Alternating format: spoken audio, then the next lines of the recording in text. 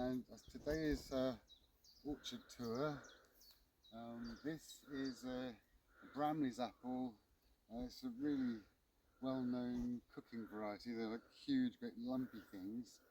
And we really severely pruned it this winter because it was kind of falling over.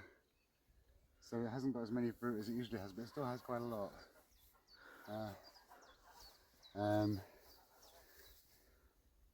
And they're really big. They're like kind of that size, enormous. This is one of my favourite apples.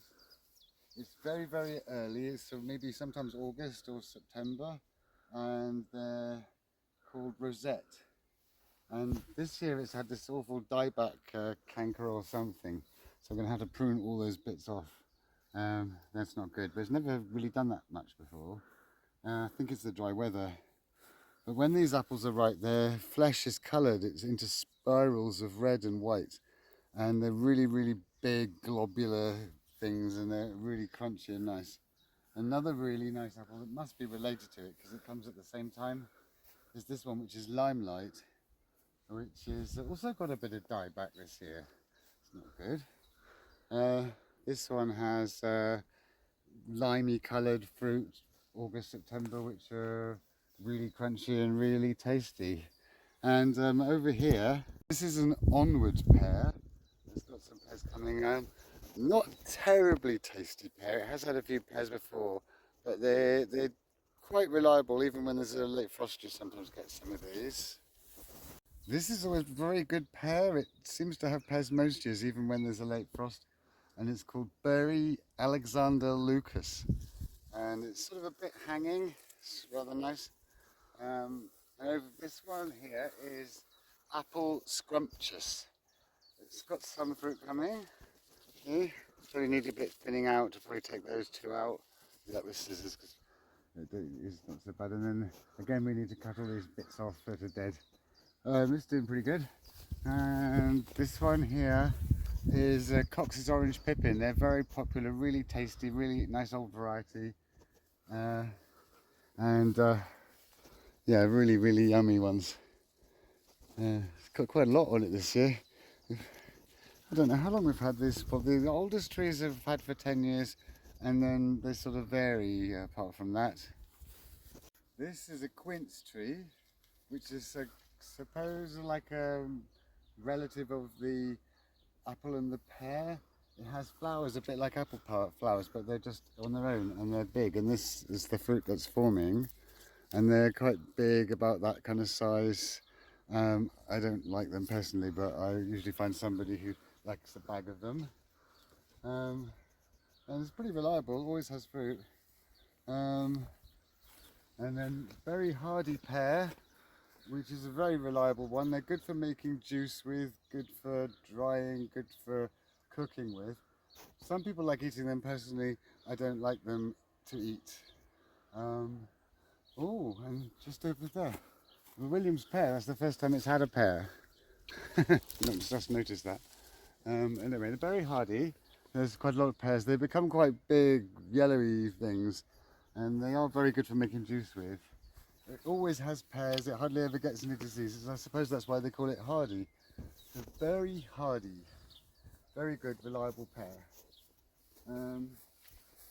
This is a Gala apple, which was heavily pruned in the winter because it was starting to fall over a bit. We want the roots to strengthen up a bit, and it's knocking its stick over. Lots of new growth coming up. We have to cut all these dead bits off.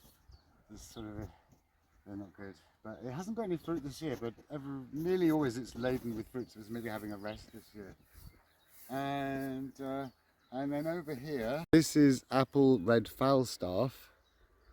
Quite a lot of our pears, which we've had for years, I suppose mainly because of the late frost, also because pears take a long time to fruit. That's why they say plant pears for your heirs. This is one that's never had fruit before.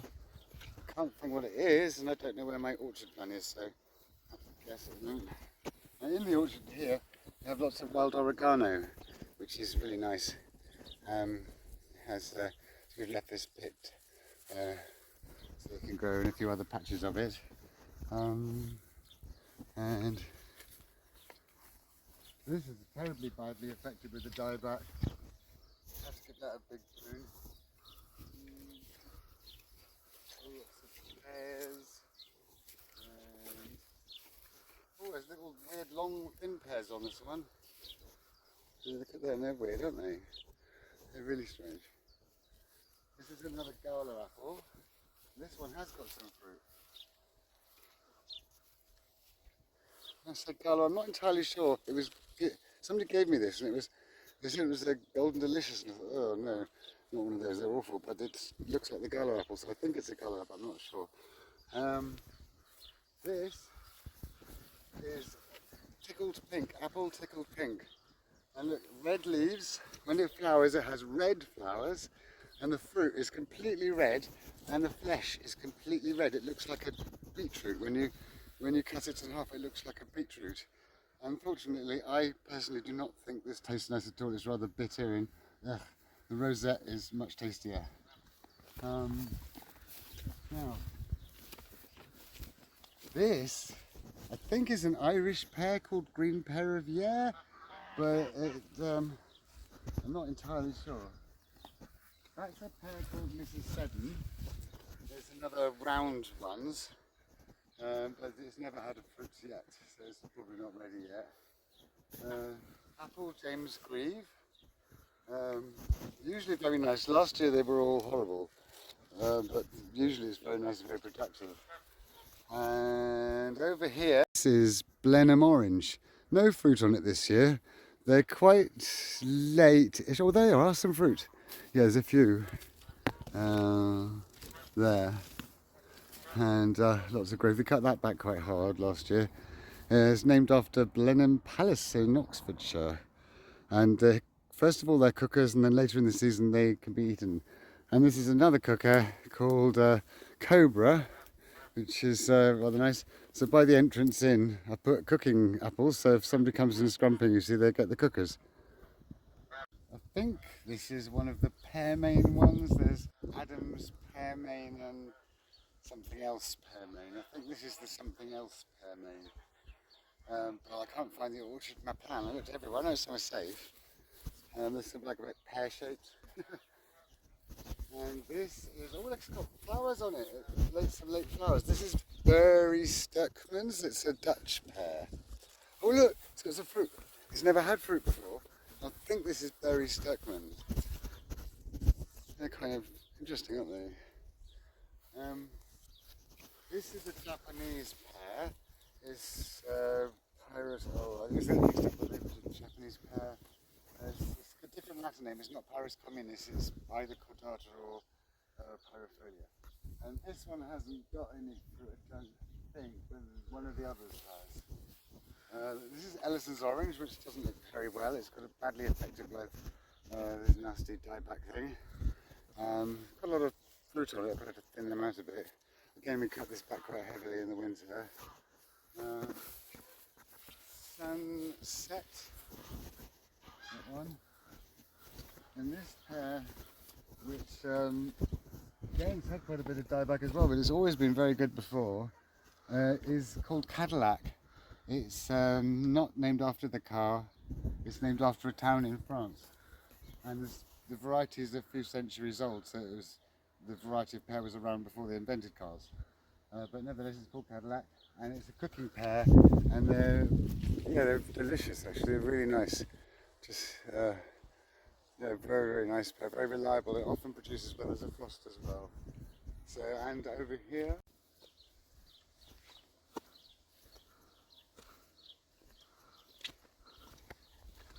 this is a Clapp's favourite, but it's never had any fruit.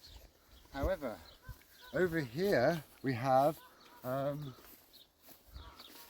this one, which is called Stark Crimson, and this was a mutant branch of a Clapp's favourite, which some brothers called Stark took the bit that was mutant and grew it on a graft and mass produced it, and here's one of them now. So they're called Stark Crimson, and they were produced in 1950s in Missouri.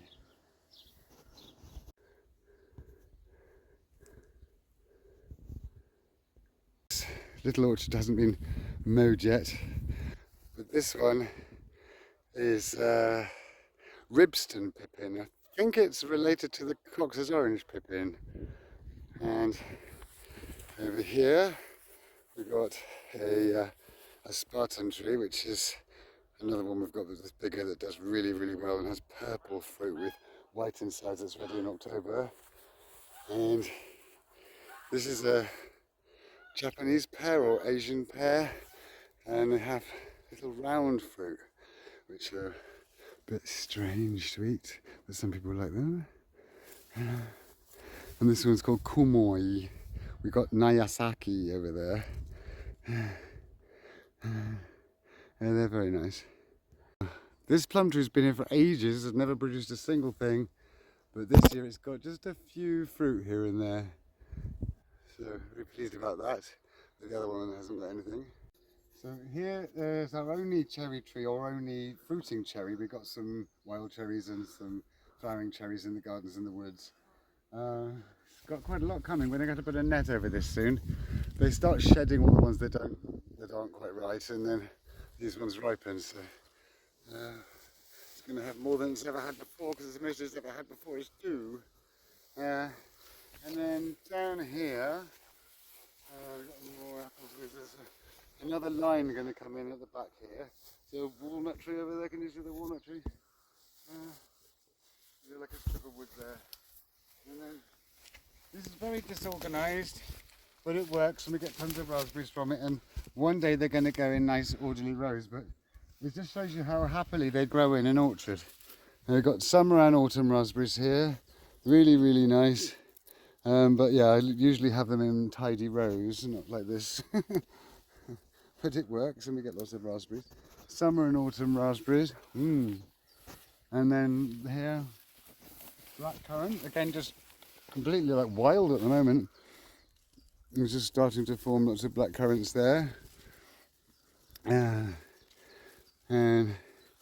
very nice. And then right in the back there, under that tree, are some gooseberries, which again are going to be kind of sorted out and put somewhere when I got somewhere ready to put them. And of course they can't be moved at this time of year.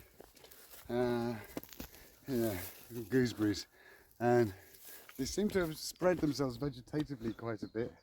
There's loads of them in there. So in this autumn I'm going to dig them up and put them in nice somewhere else. This is one of my favourite trees. You see how unaffected by dieback it is? This apple tree is called Spartan. They look purple like a plum, but then when you cut them in half or bite into them, it's just white, crunchy, pure white and crunchy, and purple outside. They're delicious. One of my favourite apples. And this tree here is a Ukrainian pear. We've got kind of pears from all over the place. Yeah, I don't know what its Ukrainian name is, but over here they call it humbug. And it's actually stripy. I don't know if you can see. It's only a baby pears at the moment. There's some here. They look a bit more stripy and mature, don't they? So, humbug. And that's, I think we've had about 4 years.